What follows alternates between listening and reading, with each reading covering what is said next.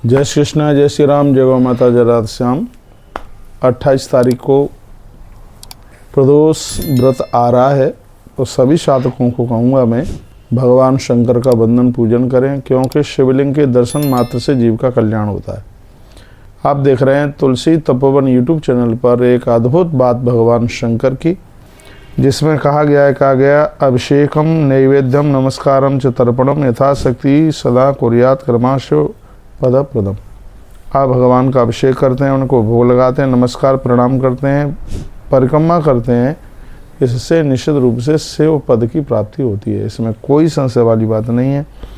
और यह भी कहा गया लिंग दर्शन मात्रम व नियमेन शिव प्रदम, जो नित्य नियम से भगवान महादेव की शिव पिंडी का दर्शन करता है, उसके संपूर्ण काम इस लोक में बनते हैं।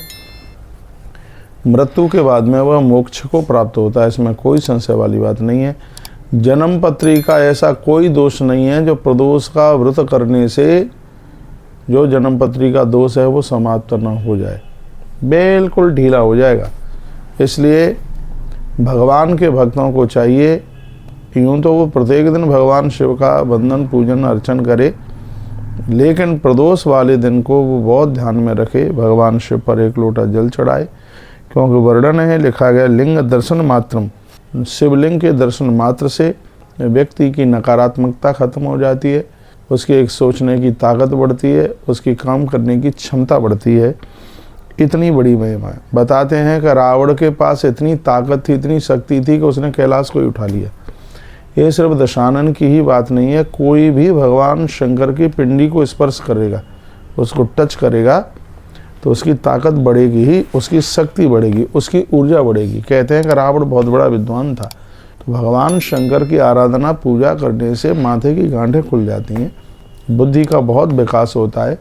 एक दशानन की ही तो बात क्या, और भी ऋषियों को आप देखिए, प्राचीन परंपराओं में हम देखें कि जो महापुरुष भगवान शिव के भक्त हैं, उनके पास में एक अद्भुत ऊर्जा रही है। भगवान परशुराम जी को आप ले लीजिए, ये भगवान शंकर के बहुत बड़े अद्भुत भक्त रहे, बहुत अद्भुत भक्त रहे, बहुत ज़्यादा। महादेव का भक्त त्यागी भी होता है, उसके पास समर्पण करने की ताकत होती है।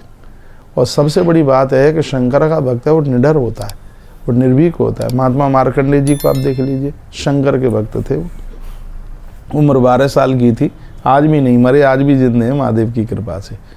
तो जन्म पत्री को बदलने वाला यदि कोई देव है तो शंकर है। जो तब करहि कुमार तुम्हारी, भावे मेट सकई त्रिपुरारी। तो विधाता ब्रह्मा ने जो लिखा है उसमें कील ठोकने वाले तो भगवान शंकर हैं। तो 2024 का जो अंतिम प्रदोष है भैया, 28 तारीख को है, तो इसमें भगवान को वंदन पूजन कीजिए। प्रवेणादि संयुक्तम प्रणव के साथ में ओम नमः शिवाय मंत्र का जप कीजिए। ओम नमः शिवाय इस मंत्र की भी बड़ी महिमा। अथ पंचाक्षरम नित्यम जपे दयित आदरात। जो लोग हजारों बार भगवान शिव का ये पंचाक्षर मंत्र का जप करते हैं, संध्या युष सहस्रम गेयम शिव पद प्रदम, सैकड़ों की संख्या में करते हैं, हजारों की में करते हैं, 10,000 की में करते हैं, इससे उन्हें निश्चित रूप से शिव पद की प्राप्ति होती ही है। गुरु मंत्र के ऊपर विश्वास रखिए और उसका आप जप कीजिए, इसके द्वारा कुंडलिनी जागृति हो जाती है। हमने चक्रों को पढ़ा है। हाँ, ग्रंथि 3 होती है, एक ब्रह्म ग्रंथि होती है, एक विष्णु ग्रंथि होती है और एक रुद्र ग्रंथि होती है। तो जिस समय हम साधना करते हैं तो सबसे पहले उसकी चोट ब्रह्म ग्रंथि पर ही तो होती है।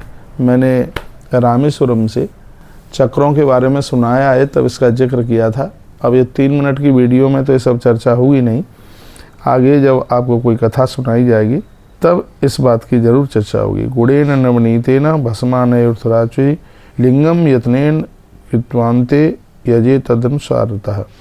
यदि नियम पूर्वक शिवलिंग का दर्शन मात्र कर लिया गया है, मिट्टी, आटा, गैया के गोबर, गुड़, फूल, कनेर का फूल, गुड़, मक्खन, भस्म इत्यादि से आपने शिवलिंग बना करके पूजन किया है, इन सब का अपने आप में बहुत ज़्यादा प्रभाव है। मैंने कल भी एक वीडियो अभिषेक को लेकर के डाली है। भगवान शिव को जलधारा से प्रिय, भगवान भोलेनाथ जल से अति प्रसन्न होते हैं और जल से भगवान महादेव का अभिषेक करने से घर का कलह दूर हो जाता है। मीठे दूध से कच्चा दूध गौ माता का और उसको थोड़ा मीठा कर लें, फिर इसे महारुद्राभिषेक करें तो इससे जड़ बुद्धि खत्म हो जाती है। शिव पुराण में लिखा है कि साधक गुरुदेव बृहस्पति की तरह विद्वान हो जाता है। मीठे दूध से, कच्चा दूध हो मीठा, उसमें थोड़ी शर्करा डालिए, हाँ बूरा डाल के, फिर उससे भगवान शिव का अभिषेक कीजिए। हाँ जो भी है पंचाक्षरी से कर ले, लेकिन करे जरूर। फिर आप देखेंगे कम ही समय में तो इसके बहुत बड़े फायदे होंगे। तो 28 तारीख को महाप्रदोष है, तो इसमें आप अपने बच्चों के हाथ से भी मीठे दुग्ध के द्वारा भगवान महादेव का अभिषेक कर सकते हैं। आप देखेंगे कि आपके बच्चे पढ़ने लिखने में कितने होशियार होंगे। और हमने तो इन सब चीज़ों को बहुत करीबी से परख करके देखा है।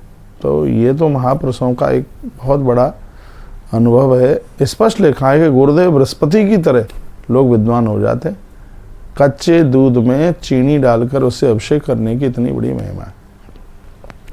घर के कलहों को, झगड़ों को दूर करने के लिए सिर्फ जल से भगवान का अभिषेक करें। मुक्ति के लिए गंगा जल से भगवान का अभिषेक करें। भोग प्राप्ति के लिए यमुना के जल से भगवान महादेव का अभिषेक करें। ये सब बातें हमारे ग्रंथों में लिखी हैं। तो अथाभिषेकम नैवेद्यम नमस्कारम च तर्पणम, जो ये काम करता है निश्चित रूप से उसको यथाशक्ति सदा कुर्यात क्रमा शिव पद प्रदम, अंत में उन्हें भगवत पद की ही प्राप्ति होती है।